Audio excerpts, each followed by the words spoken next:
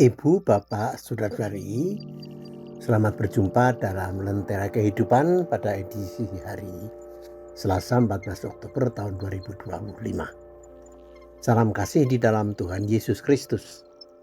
Kiranya kasih karunia dan damai sejahtera dari Allah Bapa kita dan dari Tuhan Yesus ada pada Bapak Ibu Saudara-saudari semua.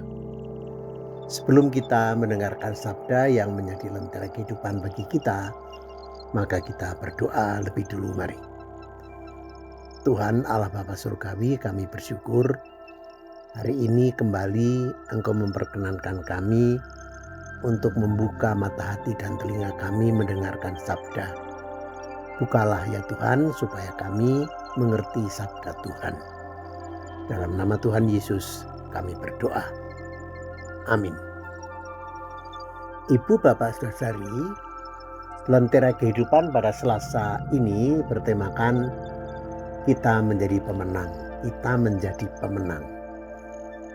Kitab Efesus pasal 6 ayat yang ke-13. Efesus 6 ayat 13 mengatakan begini. Sebab itu ambillah seluruh perlengkapan senjata Allah, supaya kamu dapat mengadakan perlawanan pada hari yang jahat itu dan tetap berdiri sesudah kamu menyelesaikan segala sesuatu. Bapak Ibu Saudari, setiap perjuangan untuk apapun tujuannya mesti untuk bisa meraih kemenangan. Dan untuk sampai pada tujuan itu pasti memerlukan persiapan yang serius, yang sungguh-sungguh. Contohnya sepak bola. Tim sepak bola pasti mempersiapkan diri sepenuhnya, baik fisik, mental maupun teknis persepak bolaan, untuk menghadapi tim kesebelasan lawannya.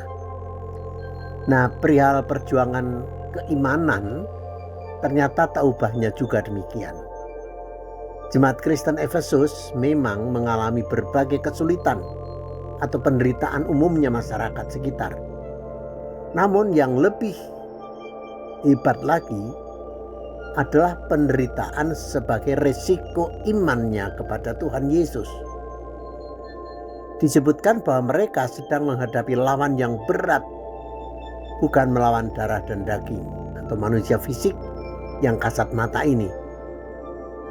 Lawan orang-orang Kristen, orang-orang beriman adalah semua jenis yang ada di balik kelakuan manusia yang memang berasal dari roh-roh yang melawan kehendak Allah. Lawan yang dihadapi orang-orang percaya adalah semua penguasa yang tidak bisa diidentifikasi dengan nama ini atau itu, tetapi semua jenis jahat yang ada di mana-mana.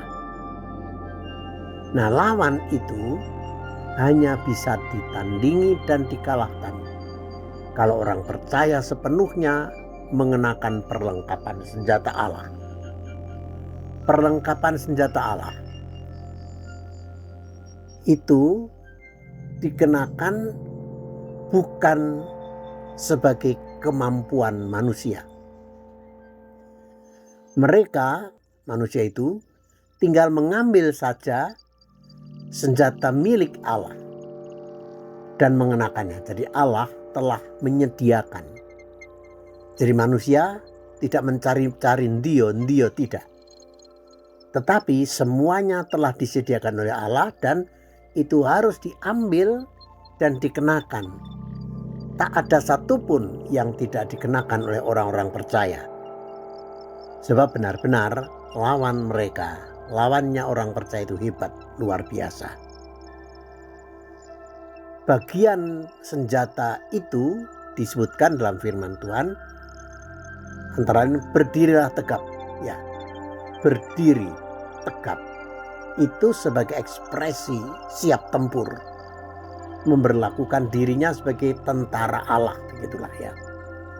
Juga berikat pinggang kebenaran, berbaju zirah keadilan, berperisai iman, itu ayat 14. Yang intinya ialah andalkanlah Tuhan Yesus.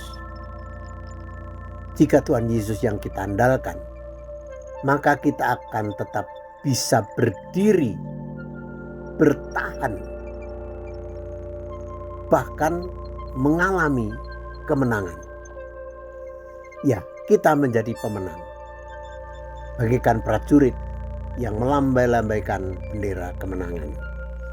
Bapak Ibu Saudara, kita tidak pernah sepi dari permasalahan hidup, dari yang sederhana sampai ancaman terhadap keimanan kita.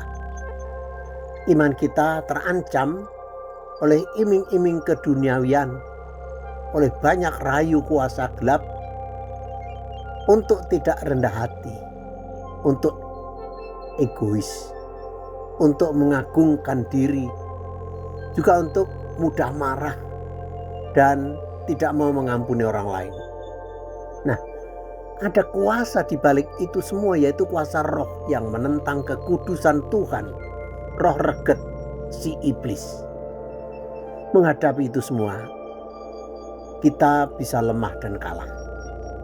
Maka Rasul Paulus mengingatkan kita, firman Tuhan mengingatkan kita, mari hidup kita mengandalkan Tuhan, mengenakan seluruh perlengkapan senjata Allah.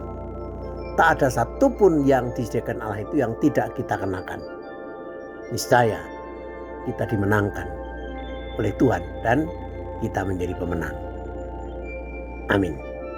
Mari kita berdoa. Terima kasih Tuhan, Engkau sudah berfirman kepada kami. Firman-Mu sungguh menguatkan, mengokohkan iman kami bahwa kami hidup mengandalkan kuasa Tuhan. Tolonglah kami untuk bisa konsisten dengan itu ya Tuhan.